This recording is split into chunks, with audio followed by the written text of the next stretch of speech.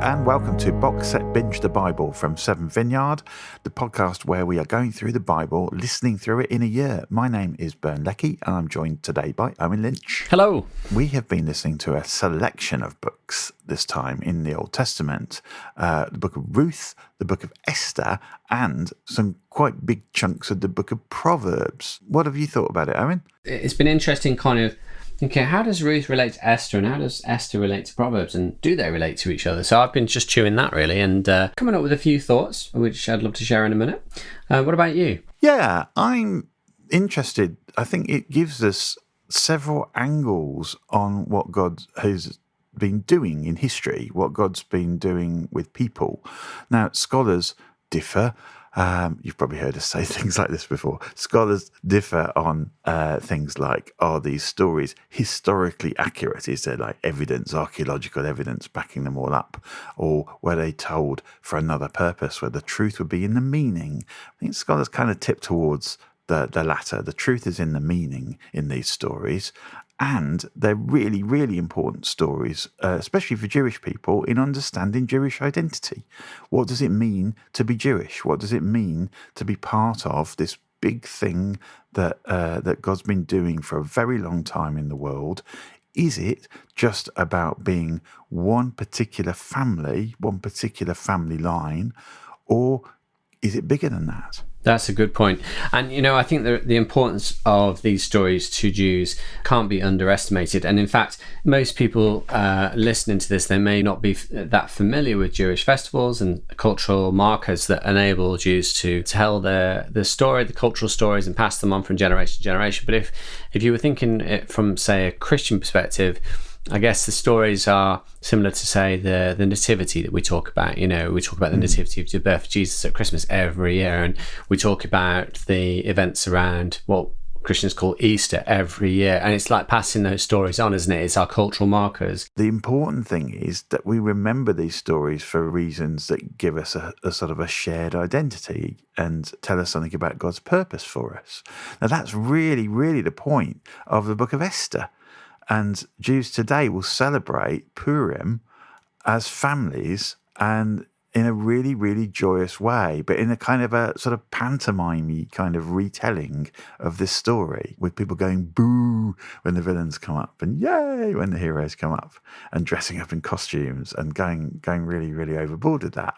I think it's really important that we have these sorts of stories that we can get into, that we can explore, that remind us of who we are. Now, I'm not born into that family, though. So what does it mean for me? I've noticed Christians often do get interested in the book of Esther and have often turned it into plays and things to talk about our sort of modern situations. Have you noticed that, Owen? Yeah, I have. Yeah, there's been a few notable examples of that. You're right, actually. I'd not thought of that when I was reading it, but yeah, they have. And they'll take it as a kind of moral story and then use that moral basis for more contemporary exposition, right, of contemporary culture. Yes, absolutely. So one of the notable things about the book of Esther, God doesn't get a mention. How weird. There's a whole book of stuff where God seems to be at work, but what does it mean that God doesn't get a mention? Could it be almost like a parallel with our world where we don't see God? We don't literally see God when we turn around, but we believe in God and we trust that God's present and at work in our world. And here is a story where that seems to be the reality. People were trusting in God and relying on God, even though God wasn't mentioned and wasn't physically present there. Another thing I noticed about the book of Esther was how faith plays a part in it.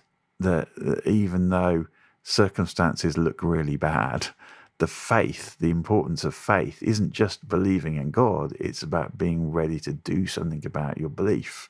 How does that strike you? Yeah, I think so. And Esther is a standout example, isn't she, in the Bible, of a woman who's incredibly brave and risked her own life to save the Jews living in Susa from annihilation. And what we're seeing is the bravery of a woman celebrated in Jewish history. And I love that. I love that about in a society where women in our culture still don't have equality with men in terms of things like pay and position and authority and responsibility.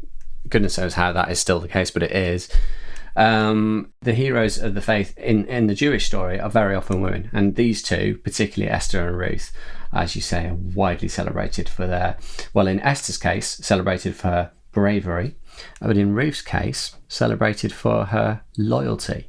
Yes, very much. Now, I think there's similarity with these stories in terms of people making decisions and being celebrated for either their bravery and their faith or their loyalty, and these make them good stories where the truth is in the meaning of how to make good decisions. But there's some differences between these stories as well. With Esther, I think the story is being told in a time where it's important to remind Jewish people, this was after the Babylonian exile, to remind people of their identity and of their heritage and of their Jewishness, something to celebrate. And that might have needed a reminder as they were rebuilding in Israel, but also, maybe even more so, a reminder for people who were part of the family who were scattered throughout the rest of the ancient world and embedded in other cultures, and where those other cultures might have had an increasing influence over how they saw the world, or even reshaped their faith or how they see God. But the purpose of sharing stories to say, no, look, this is who we are as Jewish people. This is our Jewish identity. And even though you can't see God literally in the story, we know God's present and working. That was really important to remind people of their identity. Now, that can then go a couple of ways.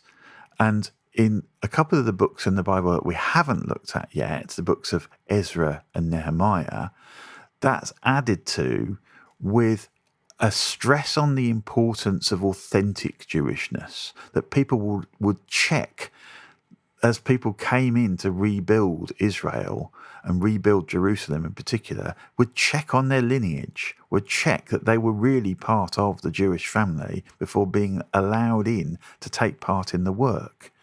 Now that's the opposite, actually, of what we find in the book of Ruth. The book of Ruth, I think, tells a different story, and some scholars think it was even told at the same time deliberately as a counter-narrative, a way to balance for anyone who thought, oh no, it's all about your family line and who your mum and dad and your grandparents were. The book of Ruth tells a very different story about what it means to be Jewish. Did you notice that? Yeah, absolutely. That's right. I mean, what we see here is a story of a woman who marries a boy whose mother is Jewish, who's moved to Moab, but the woman that's married this boy becomes a widow because unfortunately the young man dies, and she hasn't had any children. And it's how she is faithful to the Jewish woman who then returns to Bethlehem, I think it is, where she's originally from, once the famine is over. And then there's this amazing story of a man called Boaz who, under Jewish culture, is what's called a kinsman redeemer. And this idea that he will redeem, in other words, marry the widow in order that she might, and the mother-in-law might, inherit their husband's and their father's inheritance and therefore live in a secure way for the rest of their lives. And so I find this fascinating because effectively we have a Moabite woman incorporated into the Jewish family here. But what's really striking to me is that at the end of Ruth we see a genealogy which moves from this woman, Ruth, and then ends up with King David, the most anointed and revered king in their history. So I just love that. I just love the fact that you've got someone who's effectively an immigrant who becomes part of the lineage of the greatest king of the Israelites, King David. And I think, personally, I think as I reflect on that, just the whole focus right throughout the Old Testament of God's heart for the immigrant, God's heart for those who are without a home for whatever reason. And of course, we hear a lot about immigration in our press at the moment, and it definitely gives me pause for thought about how we treat immigrants and how we deal with the challenge of immigration in our current situation. I don't know, does that prompt you to think like that, Bern? Very, very much, yeah, because these two ways of looking at what it means to be part of a group, whether it's Jewish or whether it's British or anything else. I think as we've seen in the world in the last few years in particular, when the economy's been bad and there have been other physical challenges as well, that the gates can tend to get closed, and the voices of people get amplified who want to say, no, we should just look after ourselves first. And so what does that mean, to look after ourselves and to look after each other? That becomes a really important question. What are we part of? Who are our neighbours? These are big, live and political questions, and I guess people will legitimately differ on the answers to that. What I'm seeing, if I was to look down the road of, how's that taught about in Esther and Ezra and Nehemiah, I'd be looking to say, well, this is about your family line. But looking at Ruth, I'm seeing something that's much bigger than that. That if Israel and the Jewish family is a family tree, God seems to be very much in the business of grafting and including and making larger. And actually, ultimately, pointing towards the fact that this is what I'm extrapolating from this anyway, that not only is the Jewish family tree one that people can be kind of brought into, but actually the Jewish family tree was only part of what God was doing anyway. And as far as God's concerned, his creation, his line, his family is universal. It is everybody. And it can be bound together by the things that we universally see as important. And in Ruth, those are values like loyalty and love. It's a story where you see loyalty and value given to people on so many levels by lots of different characters in the story. And I think the importance of the story of Ruth shows me that this is God's plan. This is what God wants for people, for us to recognize value in each other, for us to do something about that recognition, to make accommodation for people, to even when that's inconvenient sometimes, to prefer the valuing and the drawing people in, even if they're not in our group, even if they're not in our family line, because ultimately this is what God's doing with us. God can rearrange us. God can help us to accommodate things in difficulty. So guess what? I've got a view on immigration. I think we are part of what God is doing in the world as a whole. Now, the fact that Ruth's story, Ruth's family tree there, if you want to follow the family tree, goes through David, that's important for Jewish people. David's family tree then also results in Jesus, which is important for Christians. And what Jesus is doing in the world affects everybody. That should be important for all of us. So I think I love the book of Ruth because it shows an inclusivity.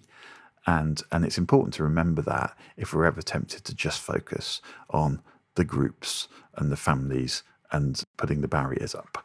Yeah, and I think it's a wonderful feature of Judaism that the culture is one of inclusivity. That I'm not saying that every book in the Bible demonstrates that, but what I am seeing is a common theme of God's heart. That is the heart of the Jewish God Yahweh for those people who are on. I think it's captured in the phrase the foreigner, the orphan, and the widow. God's heart is for those people because they represent, those three groups represented those people who are most vulnerable and at most risk of falling between the cracks, so to speak, in terms of social provision. And so I love that about the Jewish faith, and I think that's really profound. I think that we see that in Ruth, we see that in Esther here, I think for Christians, particularly who live in the Christian tradition, I think it's really important to recognise that. Yes.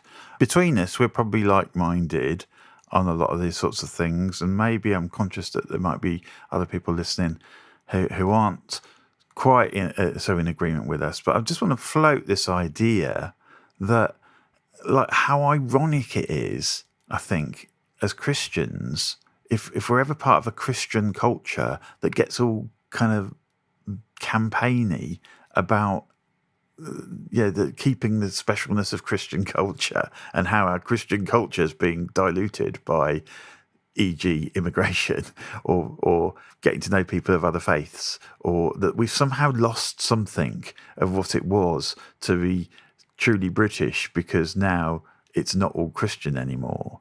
I just find that infuriating, because, for one thing, to be Christian, to be part of what God's doing with people, has to be informed by history. It has to be informed by what we've seen God doing and God telling his people, the Jewish people, and then the followers of Jesus, through the things about, how we treat people who are different from us.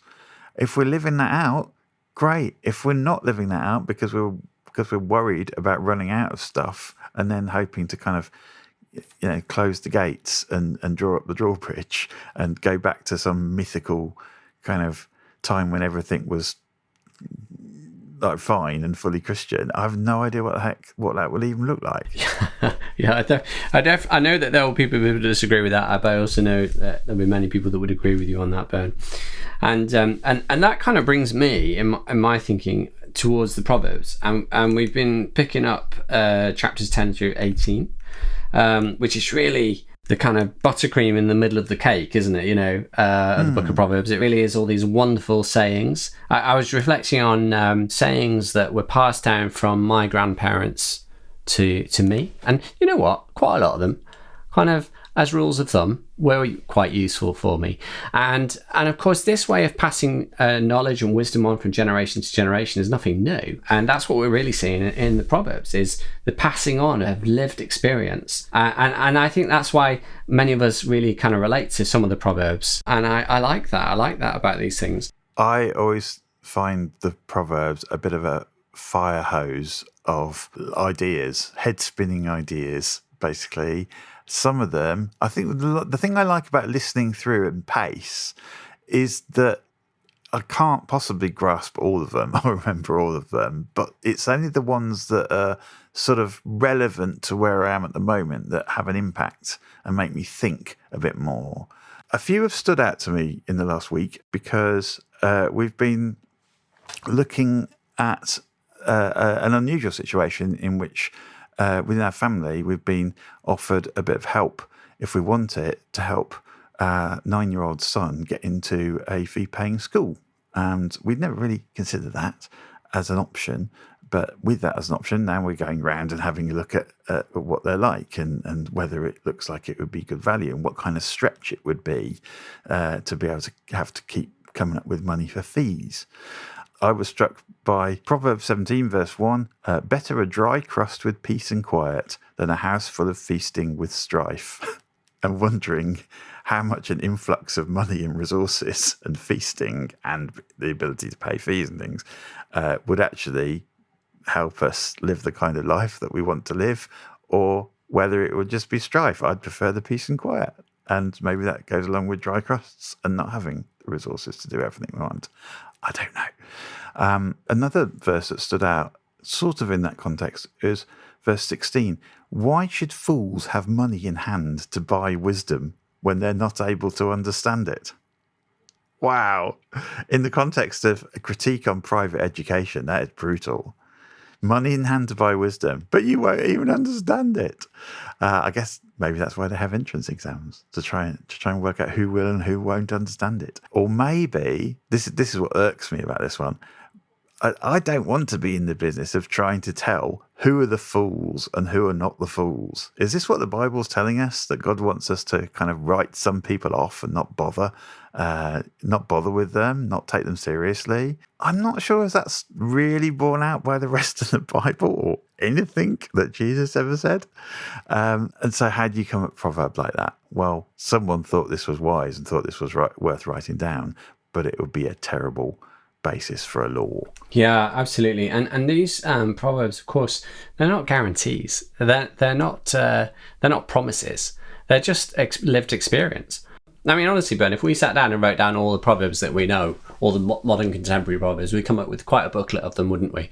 But it wouldn't. But it wouldn't necessarily make for easy reading, or even consistent advice. No. But I think what does knit these things together is the sense of wisdom that comes from removing your ego from the center of your life. So not being egocentric, and instead deferring to a divine power or a greater power. And certainly that kind of wisdom is definitely well utilized in our everyday life. I think potentially of the is it the 12-step model for Alcoholics Anonymous? The first step is about acknowledging that you are not the ultimate power in your life, and I see that in Proverbs. Just this sense of dependence. The fear of God is the beginning of wisdom. I think that's what it says. Just that sense of I don't know everything there is about life, and therefore I need to be humble. And I think that humility is one thing that does kind of hold the Proverbs together. Is this humility in a sense, a place of, I use this word carefully, but right perspective of who we are. I think best words to describe what I mean is just removing self from the center. So being less egocentric and more divine centric, perhaps, or more other centric. Absolutely. Do you know, one of the things that is driving me as I'm evaluating schools, or trying to come to some sort of sensible decision about them, is I don't want schools just to be good at dispensing answers. I want schools to be good at learning. I want our son to be at a school where they are continually learning, because the world's continually changing, and the challenges of the 21st century are going to be different when he finishes school from how they were when they started. So is a school good at learning? And I think the same for me applies to church as well. Are we just answer dispensing machines, or are we good at learning? God's made us to be good at learning, so that's really ought to be how we evaluate ourselves and each other. Am I good at learning just because I'm clever? No. I think the backgrounds of the stories of Esther and Ruth show us that we can be who God's made us to be because we're connected, because we're with other people. We're not on our own.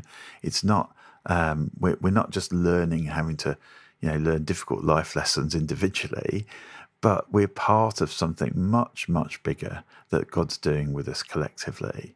And I really want to be part of a body that's good at learning collectively as a church, and see how that works in schools and other things too.